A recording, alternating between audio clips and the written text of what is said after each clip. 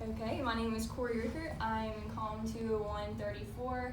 This is my informative speech. We are in the Tech Commons in the library, and yeah, I'm gonna start now. Okay, so have you ever dreamed of going on that first date, of that boy pulling up in your driveway, of you walking up to the front door and him planting a fat one right on your lips?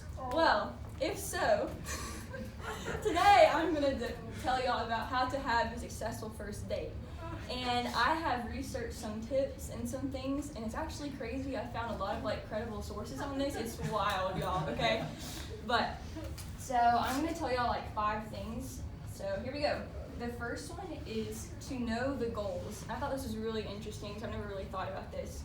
But this guy named Paul Mongo, he did this article and research on this. He said that goals are very important for first dates, and he said one of the biggest things people talk about and wonder is how can I lower the uncertainty between me and this person? How can I make it less awkward? How can I lower tension between me and this person? And a lot of people like to get everything just flat out there. Why are we doing this? Do we have an attraction between one another? And they like to talk about those things on the first date. Some other questions that he talks about need to be answered are basic stuff like where are we going? Are you going to pick me up? What time are we meeting? Is it going to be in a public atmosphere? Are we going to go bowling? Are you going to skate? Or is it going to be more intimate? Are we just going out to eat? So those are some things that he said are very, very important, especially lowering uncertainty about one another. And then moving on from that, we're going to talk about women. He says that women are typically more relationally minded than men are. So it's very important that the woman feels loved and needed because they're looking for a companion. So going off of that, Marissa Cohen, her article talks about nonverbal cues. She says that nonverbal cues are subtle enough to display interest and to also allow individuals to access potential partners.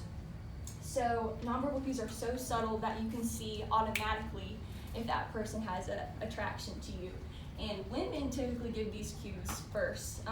Women like to make eye contact, they like to smile, they wink, they do all that kind of stuff. And the man just kind of has to figure it out. So that's very important. So if that person isn't looking at you in the eyes on the first date, that's a pretty good sign they don't like you. So that's just something to pay attention to.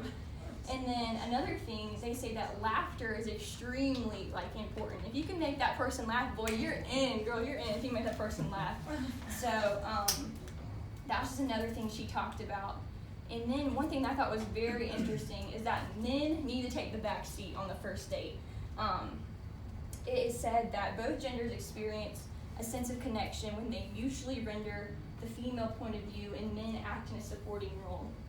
So the man should be asking girls questions so that they feel like they're interested in that person. It's said that if the man or even the woman talks the whole time on the first date and doesn't ask any questions, there will most likely not be a second date, which is sad. So don't do that. And then moving on from that, men and women have very different desires, which I knew this, but I didn't think much about before this. Basically, they're saying that women like the simpler things. They like the man to, pick them up, open the door for them. Again, they like to feel needed and loved. While the guys, like to be provided, like to be tough, which I have a hard time with. Austin knows. The man likes to pay and provide and to pick them up, all that kind of stuff. So, make sure that they can fill those roles. And then it's been even proven that people still date traditionally today on the first date, even though we're in a modern society, just because if you step into that role, it just releases tension on the first date. Because you're like, oh, this is what we're supposed to do. So it just releases any kind of tension that you have. And then another statistic says that if men initiate the first date, which I thought was very interesting, there will most likely be a second. And it was the opposite with women. If women initiate the first date, it's usually not a second one. So I thought that was very interesting. Thirdly, emotions speak 1,000 words. So, and knowing another person's like characteristics are very important.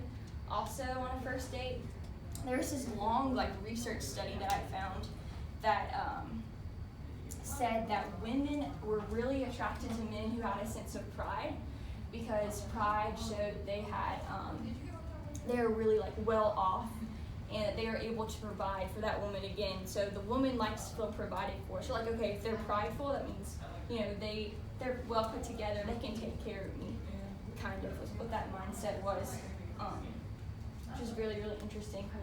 And then for men, on the other hand, they thought that a woman was the most attractive when she was happy.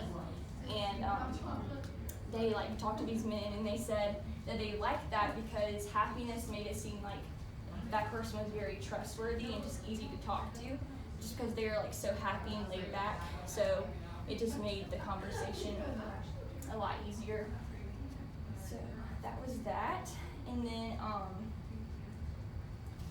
this is one of my most favorite points, actually, which I thought was really interesting, that they said to go out to eat on the first date.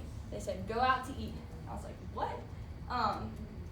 There's this quote by Hendry that said, eating together builds social bonds, and factors such as who pays and the involvement of alcohol are also important. So when you say, hey, let's go out to eat, you're saying to that person, I desire to have a relationship with you, and I want to get to know you. Because I'm not just going to eat with my next door neighbor. Like, I don't want to get to know you. I want to get to know someone that I like want to spend time with and stuff like that. So that was very interesting. And then another thing that they said about eating is that when one person takes a bite of something and they're sharing a meal with another person, like they're like, hey, I'll take a bite of this, you finish this. That sense of attraction was like built significantly when you share food. So if you want to get to know someone, you know, sit down, have the meal with them, talk to them. So that was just very, very important. And this is my boyfriend, Austin. He's also in the back of the room. And almost every date we've gone on, we start out with food, mainly because we're fatties and we love to eat. But secondly, I think I learned something new about him every time we eat together and talk. So I think it's really like interesting how important that is, just to like share a meal together and talk about each other's day and stuff like that. So yeah. So to conclude, we talked about several things today. Goals are very important on a first date. So know why you're going on the date. Are we attracted to one another? You know, make sure you have everything planned out. Where are we going? All that kind of stuff. Who's going to pay? And then also paying attention to those nonverbal cues and emotions. You want to make sure that you're liking those characteristics in another person. You know, are they depressed, like acting? Are they happy? Are they prideful? And just making sure you're getting the right cues from that person.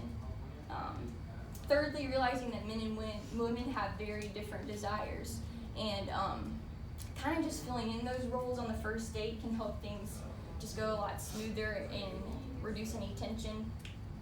And then lastly, go out to eat. Go share a meal together, talk, get to know one another. That's very important. So thank you for listening. Try to remember these tips. They may get you to date number 2.